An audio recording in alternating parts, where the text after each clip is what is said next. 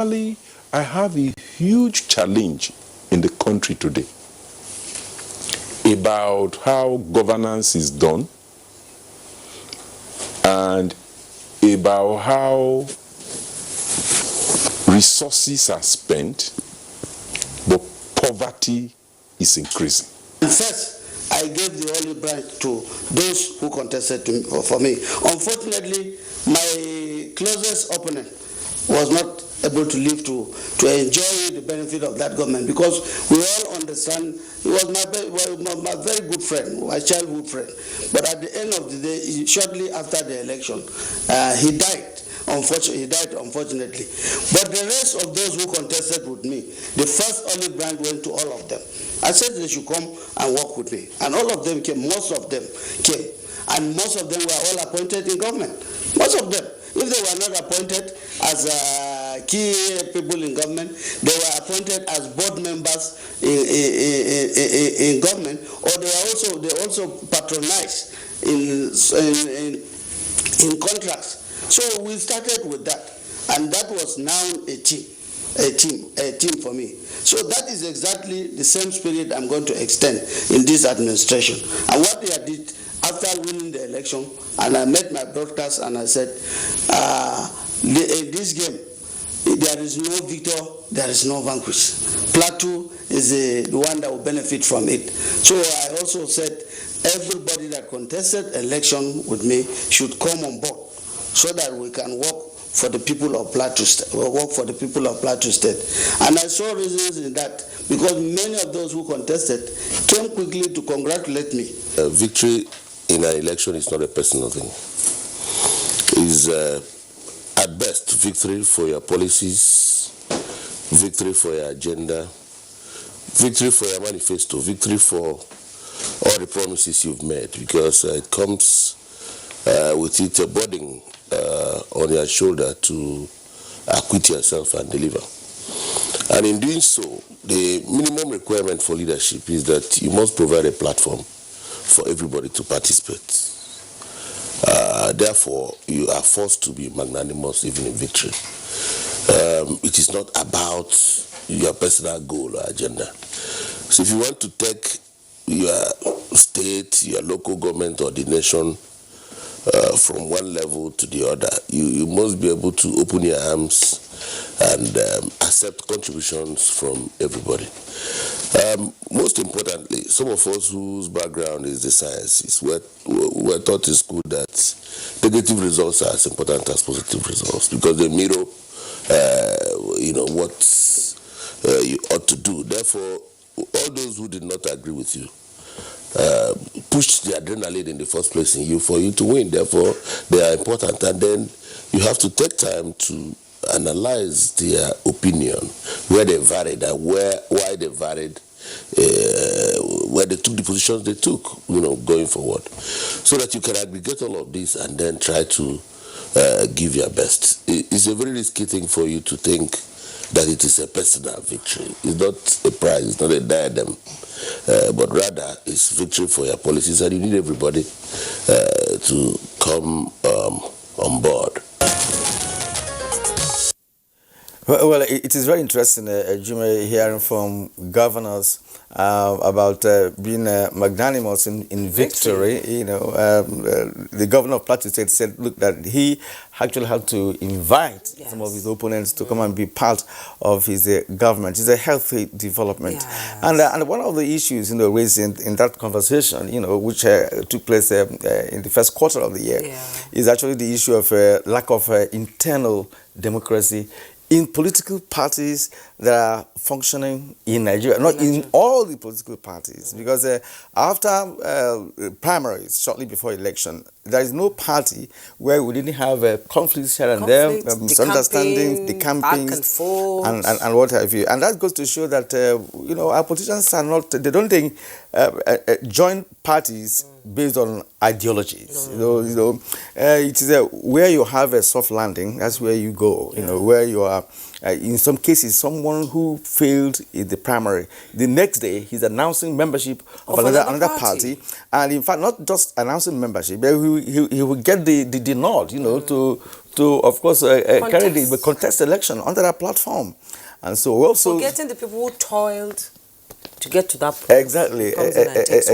And you know, all these things play out in a country where we are yet to internalize the democracy, you know, the philosophy of democratic, principles. You know, there are basic things that we need to appreciate, before we can, say, look, that in democracy in Nigeria has come to stay. There are a lot. If you listen to those conversations, you will appreciate that.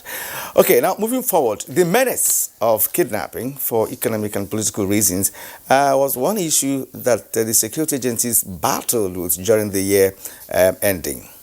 And on Good Morning Nigeria, we assembled experts to offer valuable contributions on the way out of the challenge.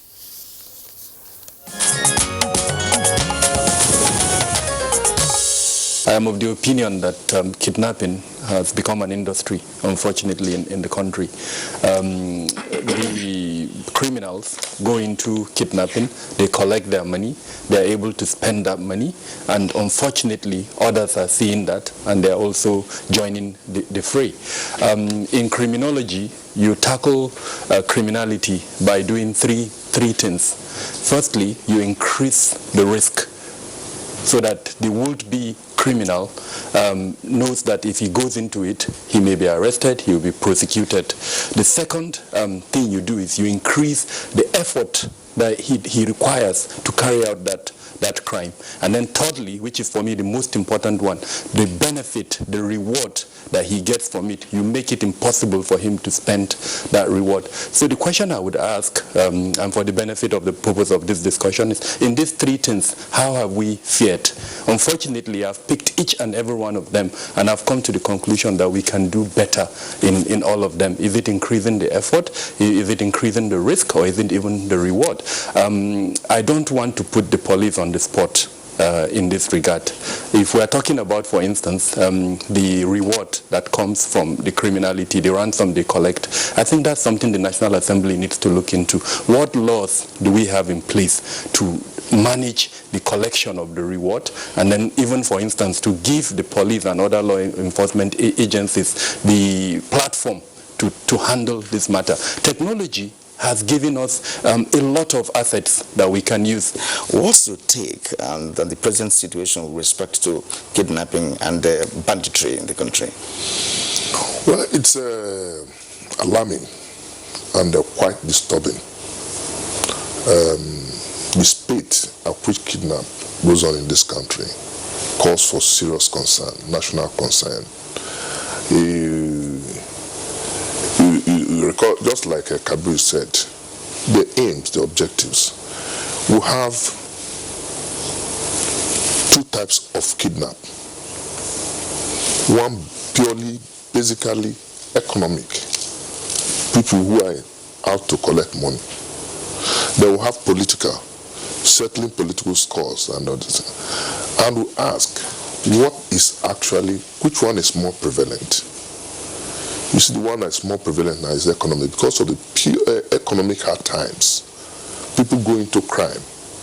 And we should not allow them space to operate, especially the police, which is the lead organization in terms of maintenance of internal security. In Kaduna in particular, Kaduna-Abuja Road is a very terrible place now for commuters. Kaduna-Birnin-Gwari is also another very bad place in terms of kidnapping.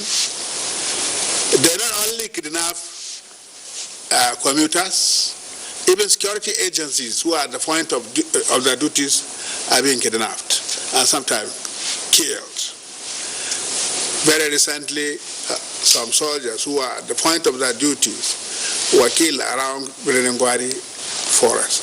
So it is really becoming very alarming and very disturbing. And I think what we need to do is to look at this issue holistically.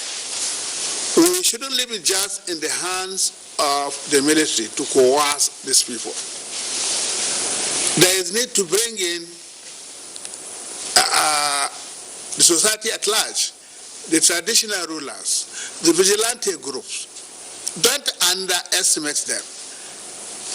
In the Northeast, the civilian JTF has made significant contributions in the fight against the Boko Haram. Here too, if they are encouraged, I'm sure they'll go a long way in helping to find solutions. So one of the major issues or the areas that needs to be tackled are the Kamuku Forest in Birnungwaru local government, which is in Kaduna State, the Falgore Forest in Kano State, though in the last 4 months or thereabout, the military have done a very excellent job in that. So Falgore Forest is to some extent a little safe now.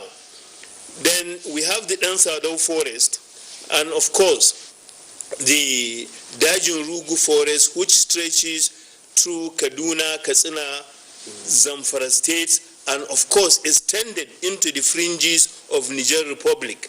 So these are the areas where these hoodlums are using as their cover or hideouts in order to continue their illegal harvest of killing or abducting people for ransom and so on. The punishment for all these, for bearing weapons, are they deterrent enough? And the answer is no. That is why we have to bring in even the legislation. But unfortunately, there are politicians, and some of the bearers of the weapons are regarded as political talks. So the last discussion I had in NTA, I said the media has to come in if we have to blackmail the legislators into upgrading all these laws, some of these laws that has to tackle criminality. We just have to do it, because if punishments are not deterrent, it gives people encouragement to continue to commit crimes. And unfortunately, unlawful possession of firearms that under the criminal code has just a fine of 14 naira, ridiculous, is one of them, and is the major bane of this country's criminal situation, because for as long as we continue to have weapons in the hands of people who are not lawfully empowered, it gives encouragement to people to commit crime and make people who wants to live their normal life to be intimidated. So we need to bring in the legislators to assist us in tackling, making this unlawful possession of firearms deterrent.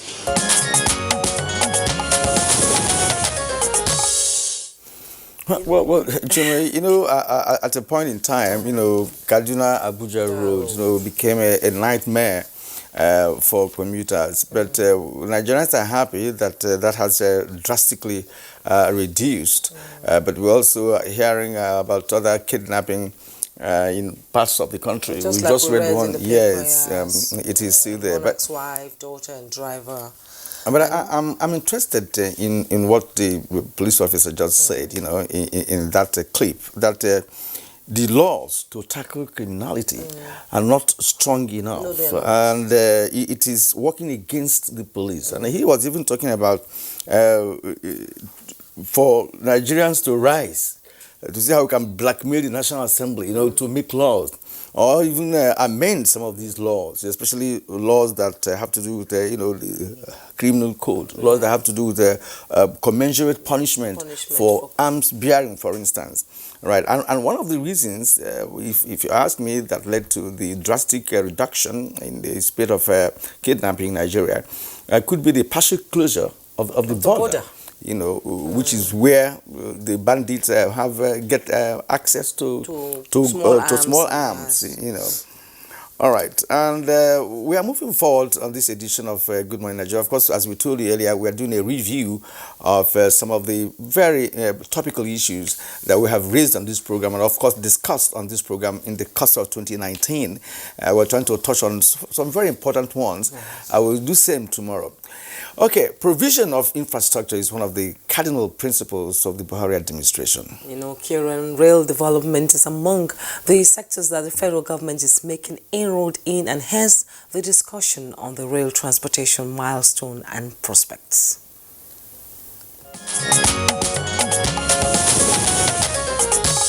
just scratching at the tip of this modernization? Or do we have, a broader vision? The vision has always been there, but I smiled because when you talk about if we are scratching on this thing and not finding the solution is to provide tracks and provide coaches and locomotives. That we have done. The problem is that you've not provided enough to match the current upsurge. And let me tell you why I think that surge will reduce. There are men who to address, let me take it this way. To address transportation to Kaduna or to Abuja, you must provide for intermodal process. Intermodality means that you have to provide for buses or taxis that will pick people at the point at Rigasa or at Idu or at Kubwa.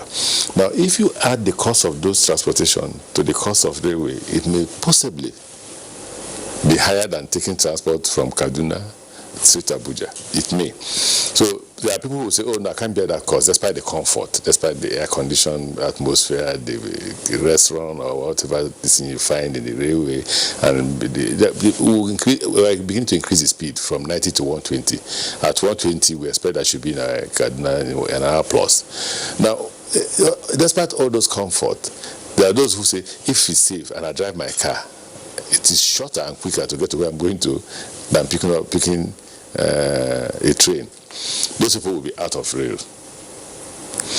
The people who will be out of rail will be those who will look at the cost and say to them, I have maybe my car will be parked at the station and to pick me at the station and all that.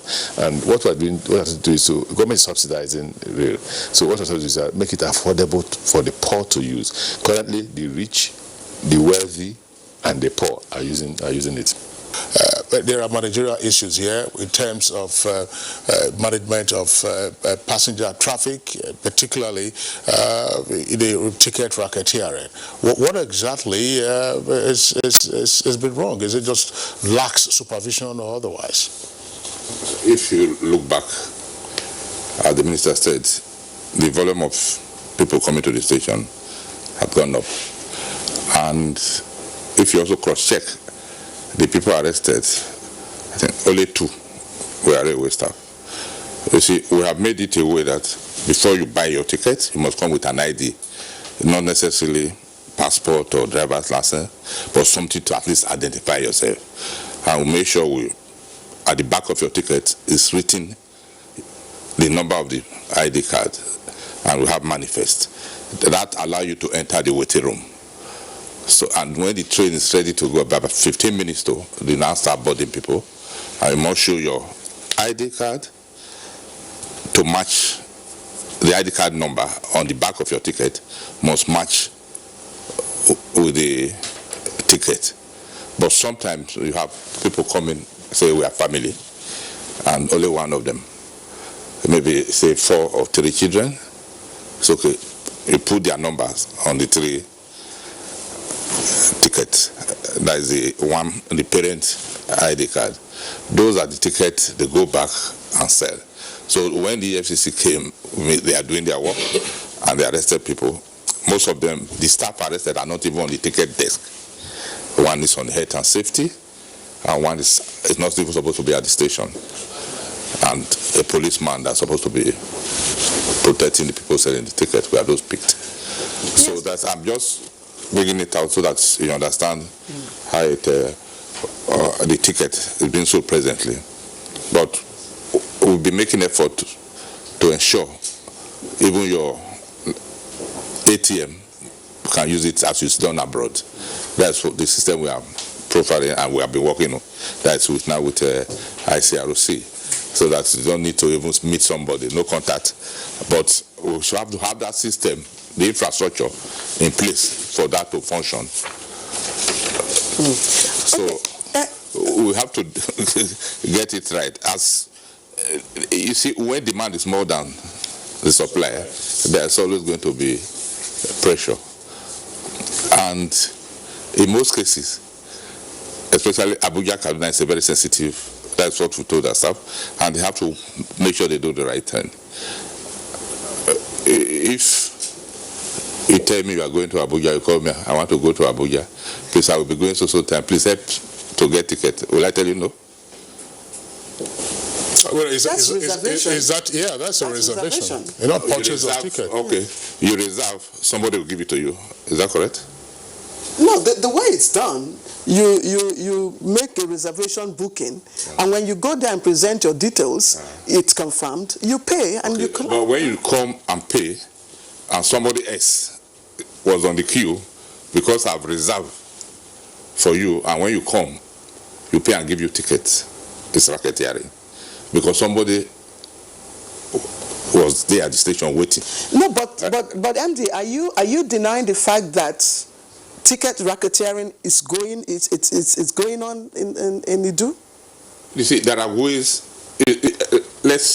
racketeering, there are no fake tickets. Do you agree with that? Because our tickets are secured, very secured. So the tickets are hoarded, or the tickets are purchased allegedly by some of your staff in collusion with others. And so that they hoard them so that near the time of departure, they start hacking up Who is patronizing those people? Passengers. So it's not a one-way thing. I'm not defending them. What I'm trying to say is that Nigerians should learn how to do the right thing. Railway, as it is not meant for passengers. The primary provision of railway infrastructure is to move goods, services, and products. Okay, the one where you now say, okay, maybe you now complement intercity travels by having passengers, use them, you now have coaches. The other one, you just use rolling stocks and the locomotive. This one, the locomotive and the coaches. Now, when there is scarcity, we are human beings. Anything can happen. And you find a situation whereby if things continue like this, in the next 1 week, you say they are standing, people will be staying on the roof. If you go to Lagos between 6:30 and 8, you'll see people on the roof. Because you see, for railway, it's not like an aircraft, okay? Whatever load you put on it, it will take. Because the issue is that it needs weight. That's why coaches and they are very massive in steel, so that they can make appropriate contact with the rail to roll. Because if the weight is not enough, it will slide. Because they have to continue to overcome the friction. Now, so the issue of passenger safety is what really you are talking about. That it's not good for them to be standing. And rail is not like a bus. You can't be having it every 5 minutes. Of course, that's the reason why we need metro lines. Because metro lines, they operate on the basis of railway system. Yes, the ticket racketeering. Trust some unscrupulous Nigerians. They always find a way to do some shoddy deals at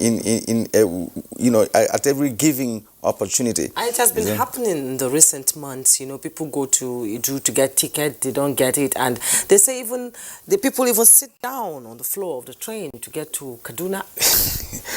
Well, it's also good to recall the fact that previous administrations made efforts to bring back our rail lines, but those efforts did not yield the expected fruit, and so the present administration should be commended, for the level we have gotten to respect to rail transportation. It is working everywhere. Of course, like you said, if you have to travel to Kaduna, you have to book a week before your travel date. Otherwise, you'll have issues, getting a space for yourself. But even said, even if you reserve and you come to the line and somebody has been there before you, it's racketeering. That's what I was saying. But the good thing is that the rail is in place for now, and of course in 2020 we're expecting some inauguration of other maybe Warri. Yes, I think 8 coaches will be attached to the Kaduna Abuja Railway, and then we have Ibadan, Lagos, which is free now, operating free for people and making it easy to travel during the Yuletide. I think I still remember with nostalgia escorting my mom in Maiduguri when she's going to go Gombe, you know, to see her relatives then. Early in the morning, they're on the train, they get there the next morning. I think it's the answer to the common man's way of travel. Exactly. It's affordable for them. Exactly, and it's a jolly good ride goods. when you're on a train. It's a jolly good ride, you know, seeing the hinterland. Okay, as we move on, in view of the security challenges facing the country, the federal government opted for the community policing strategy to address the issue holistically with the people as the drivers. This prompted the discussion on community policing to espouse the modus operandi of the policy.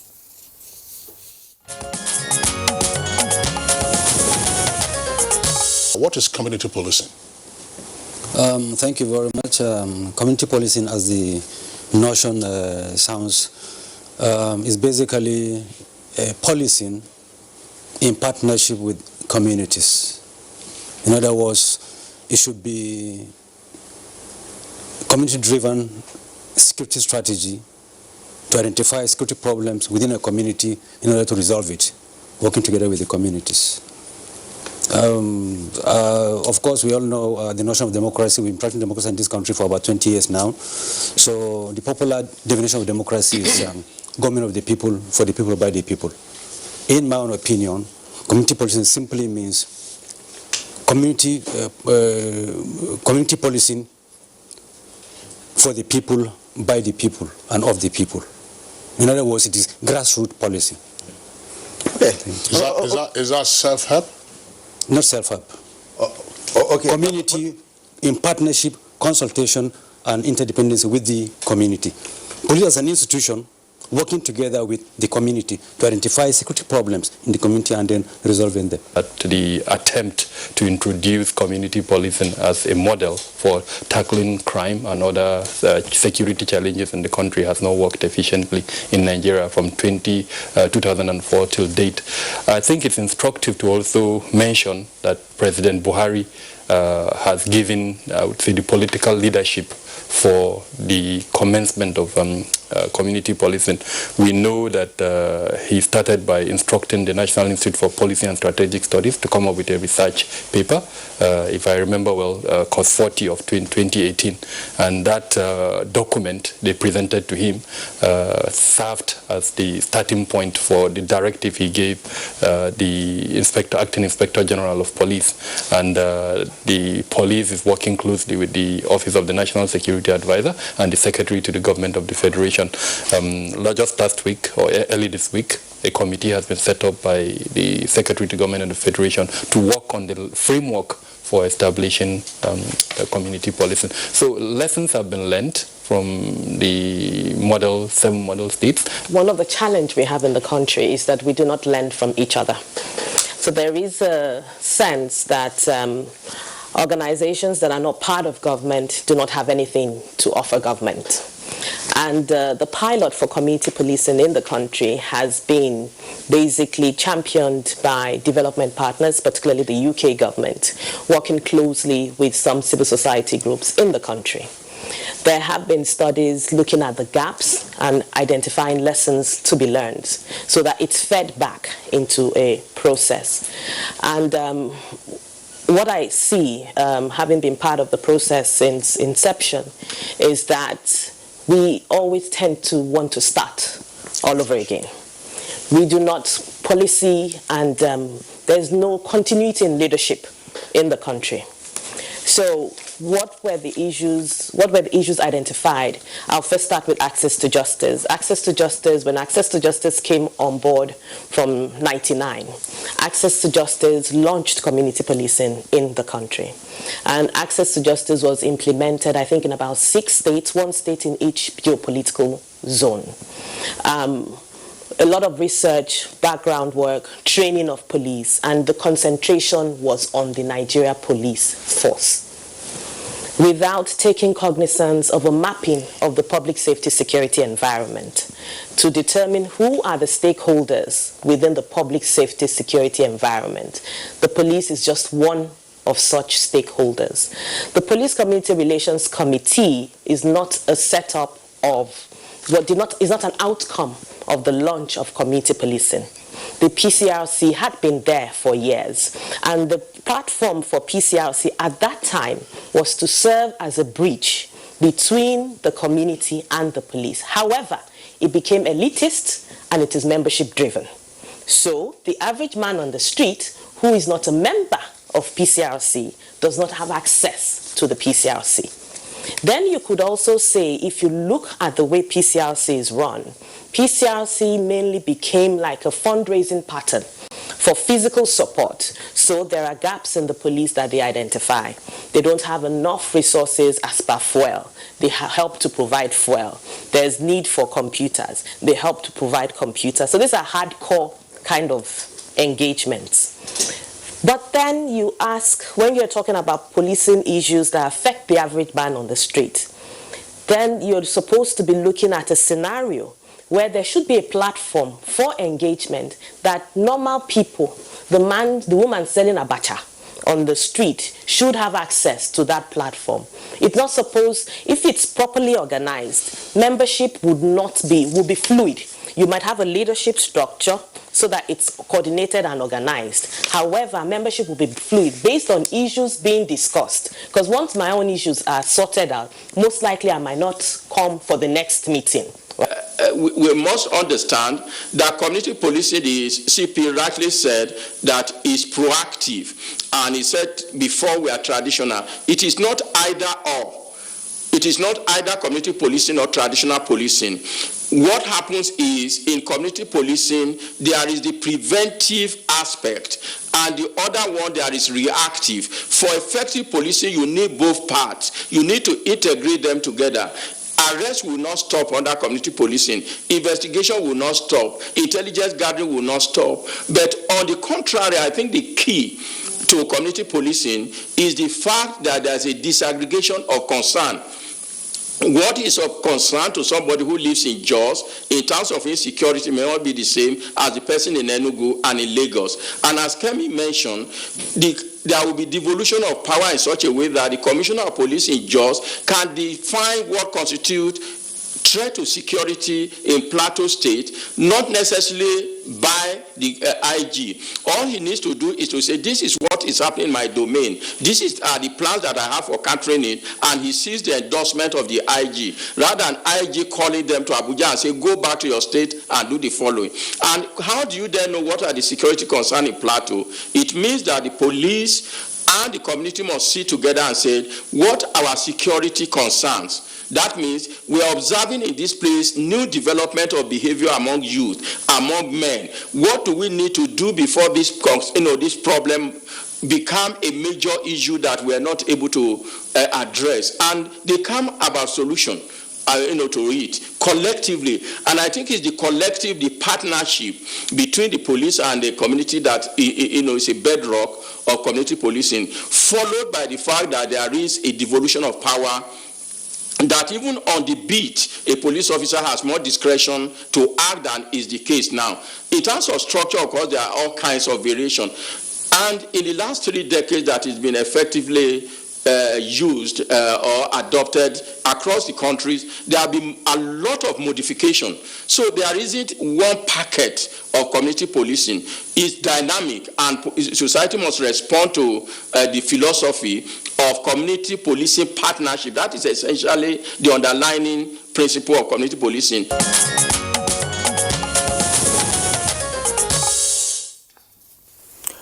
All right, that's it on community policing, which we discussed in the course of 2019. And of course, it is believed that with time, Nigeria will come to terms with the reality of community policing. And that's, of course, much needed solution to what's happening in the hinterland. I keep saying that when you send somebody to a place where he does not understand the language, he does not understand the terrain of, definitely you wouldn't know what is happening. But when it's somebody that's from that area, he has grown up there, he knows everybody who is a criminal. Exactly, and that's also the reason why some Nigerians were, as it were, calling for state police as well. Yes. All right, this is Good Morning Nigeria on the network service of the NTA. We are reviewing our program in the year 2019. For now, let's take a short break. When we come back, we will continue with the review. What we are really cultivating here is a better future for all Nigerian women, and it's not always easy. Panadol Extra relieves headache, backache, joint pain, toothache, and menstrual pain. The pain is worth it. My name is Balaunti. I'm the Managing Director of Petroleum Product Marketing Company, a subsidiary of NNPC. There are significant price discrepancy between Nigeria and its neighbors across Africa. There's a discrepancy of between 150 to 250 naira. That creates an incentive for arbitrage, whereby smuggling triumphed by taking petroleum product across the neighbors so that they can be sold at higher price. While the smugglers are making the money, Nigeria is paying for it. And that payment is distorting everything that we do in terms of planning, in terms of our ability to fund, and thereby taking money that is meant for development. The introduction of this Operation White will have a reduction of close to 6 million liters on daily basis, which if you take an average of 150, translate to a saving of over 1 billion naira every day. That is the benefit of Operation White, and we have started seeing the great benefit.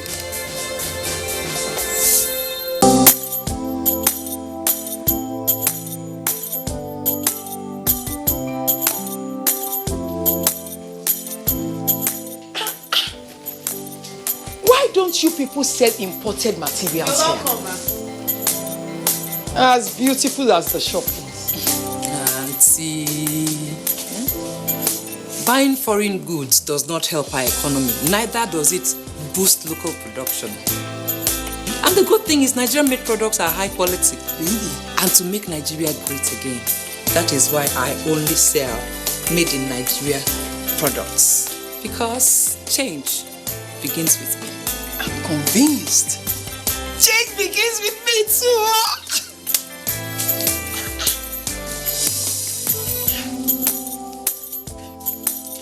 Change begins with me. This message is brought to you by the National Orientation Agency in conjunction with the Federal Ministry of Information and Culture.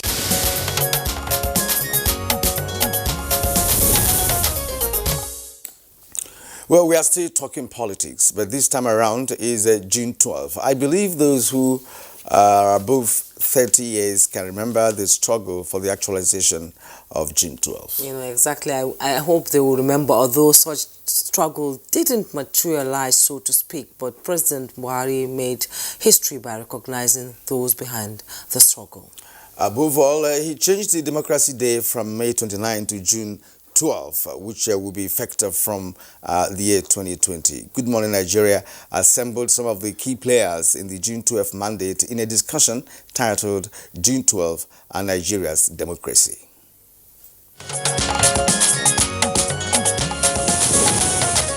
Beginning with Professor Tony Radia.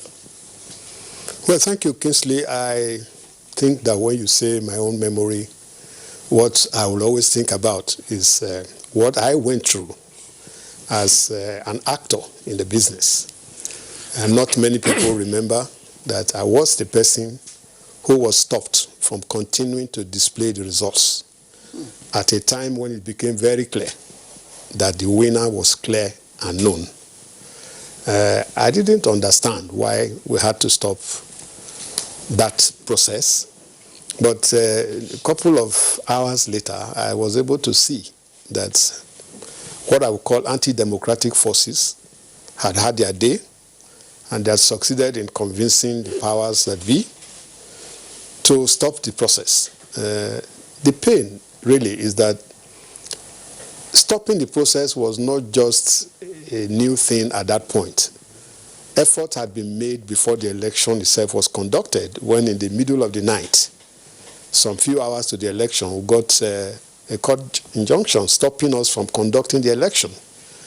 In breach of the law at that time, we said no court can stop the electoral body from doing its job.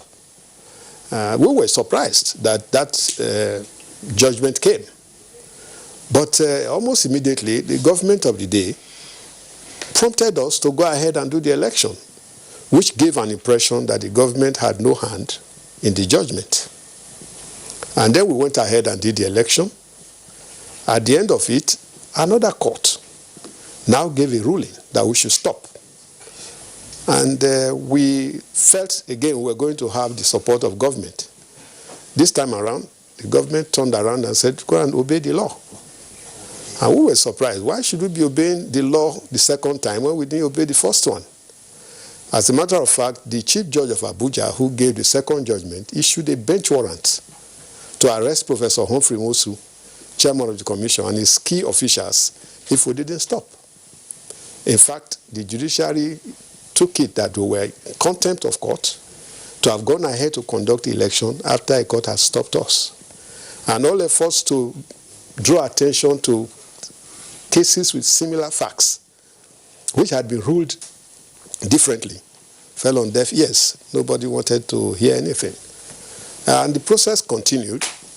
We felt that we shouldn't just keep quiet, but if 2 days or so after, the commission was suspended, and they couldn't even come to work anymore.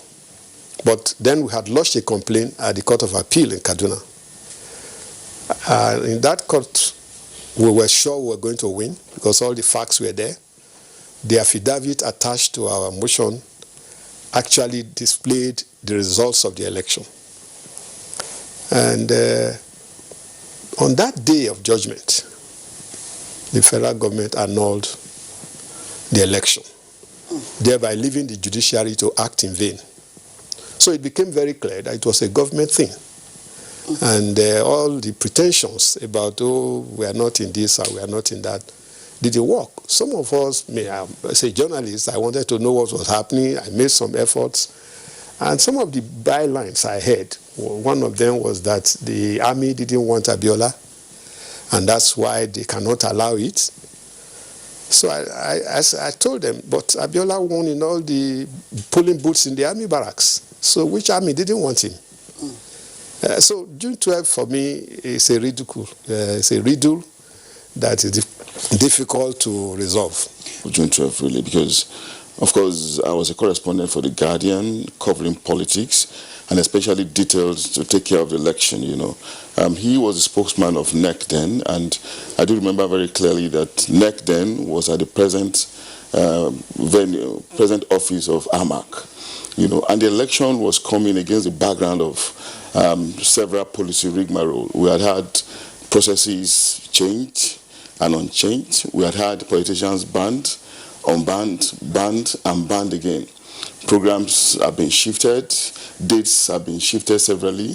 So the expectation was really very high that on this one location we were going to have this election, that this election was going to hold.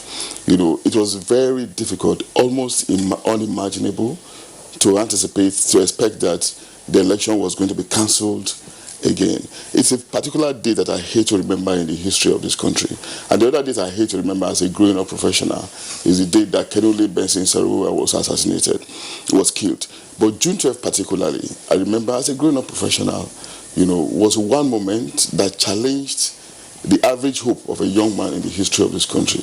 Because we had invested our hope, we had labored all through the process, you know, trying to cover an election that would deliver democracy finally, having waited for years from 1983, you know, up to 1993, you know, thereabout. And it was a rude shock, so to say, when we were looking at the board on that Olusegun Obasanjo way. You know, we're looking at board very clearly. The results were coming out. After the results were already announced across the states of the Federation. But we wanted it official. We're expecting the official one. And we're not supposed to report any other one apart from the official one that he was releasing. You know, and the board was coming out. We're looking at the board, counting it. You know, the nation was becoming celebratory because it was very easy at that time to predict who the winner was going to be. Then suddenly we saw movement. Humphrey Mosu went out, came back again. Another movement will come, you know, and we're sitting on the walls of the roads, you know, and we started getting concerned.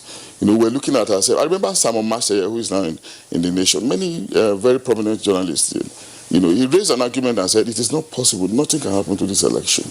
You know, nothing can happen to this election, you know. Hopes were very high because it was almost like the sinking of the Titanic. Something you think would never happen, happening. Okay. You know, then suddenly, after the movement, we saw soldiers coming back and forth. Then we started looking at ourselves again, and, you know, the deed was going to be done. The evil deed was going to be done. You know, the election was was postponed. Then, within a space of 2-3 days, about 4 reasons were given, for the annulment, for the stoppage of the results of the election. 4 reasons. 1, judicial anarchy. 2nd, insecurity. Then there was a third and a fourth again. So because of these multiple reasons, we just knew that something was fishy. And they will have the problems in our hands. I don't know. Before you congratulate the president for having the foresight and the kind-heartedness in trying to rekindle the spirit of June 12. But this singular aspiration, I strongly believe it was in the best interest of Nigeria and Nigerians and also the unity of this country. Let me also tender my condolences once again to the family of Abiola, the president that never was. Because Abiola, as far as I'm concerned, still lives. With this rekindling of June 12 aspiration, Abiola is still alive. Having said that, I was the regional editor of the Week magazine in Yola. When the June 12 movement started, you could see the vitality and vigor in terms of aspiration, in terms of political movements, and in terms of robust approach to the entire campaign structure. The DG then, Dr. Senator Silas Zungina, had a kind of robust engagement. The campaign structure was so formidable that you should listen to even the jingles. It was so motivating. Here we had an aspirant that was very exciting. His engagement with the Nigerian people was very robust. Abiola was one person that went into the field with a mission and vision. He was one person that was a bridge builder, a grassroots mobilizer, a charitable philanthropist, and also a philanthropist and also a charitable industrialist. And by virtue of his deep pockets and the fact that he has touched so many lives, he became a Nigerian product. Abiola's political structure was so formidable that at that point in time, honestly, by the time, especially in the Northeast, the aggregation of opinion, when I saw the engagement of the structures, we were so comfortable that as even reporters, that the SDP was carrying the day.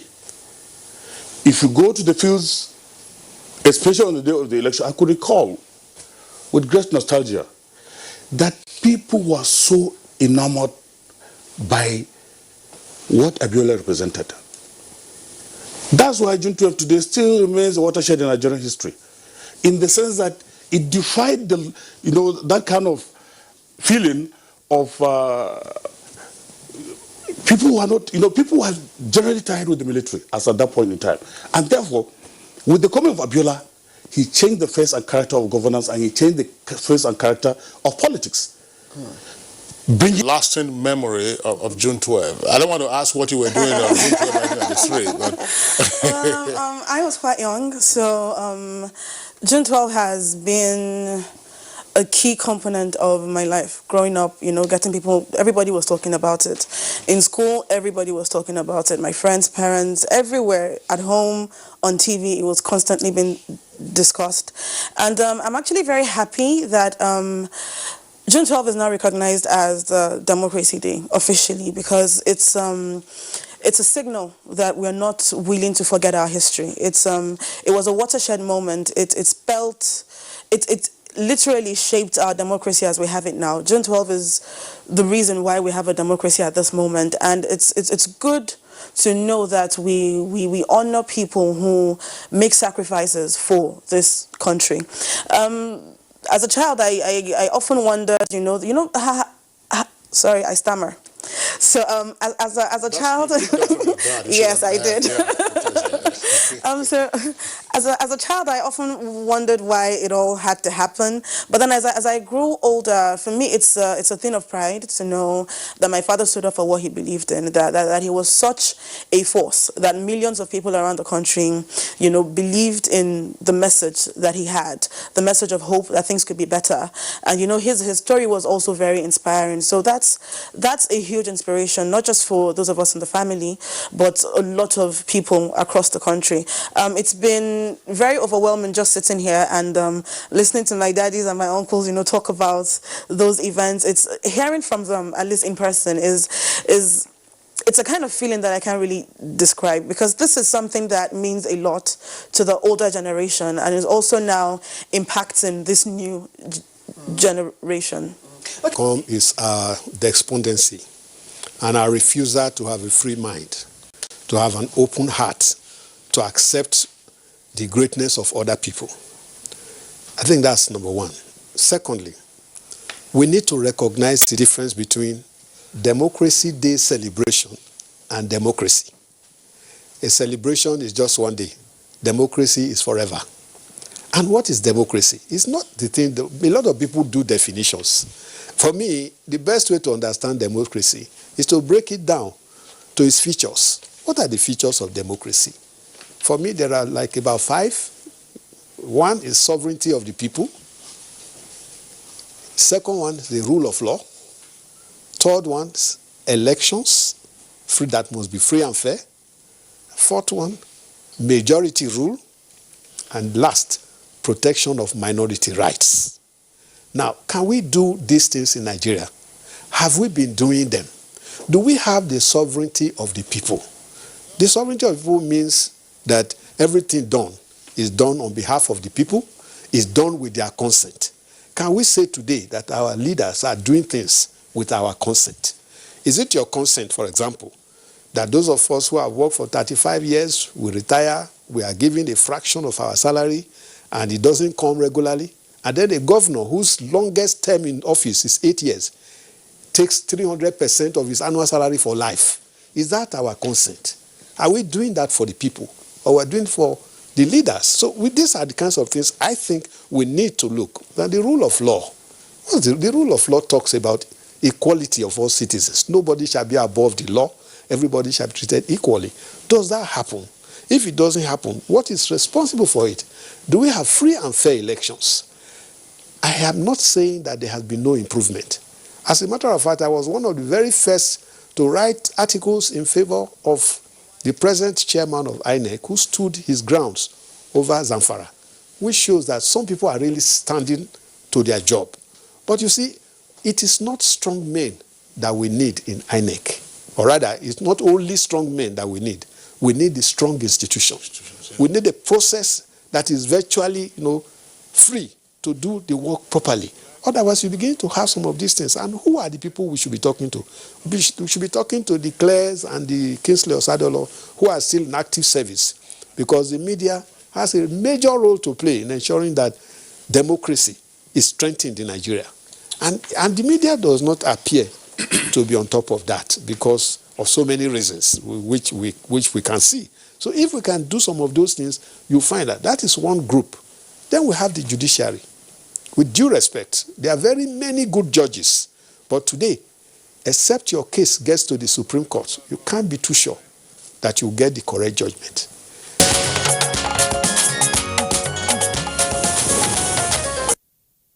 Kieran, June 12th was a defining moment in the annals of Nigeria's history. Exactly, and the annulment of that election was a complete disservice to this nation. But it's interesting too that the current administration, in fact the current president of the country, had to rekindle that, and establish it in the annals of democracy in Nigeria. Now, 2020.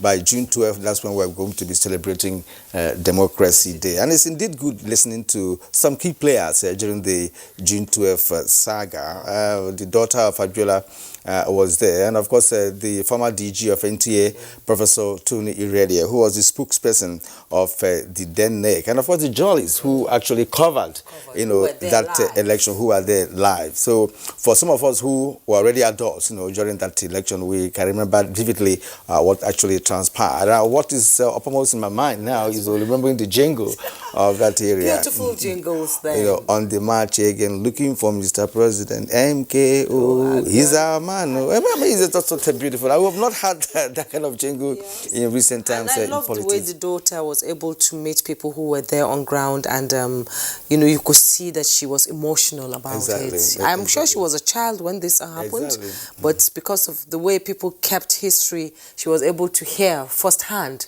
what went down. And she made that comment there that she's happy that it's been carried to another generation. All right, let's take sports now as we are about to round off this edition of Good Morning Nigeria.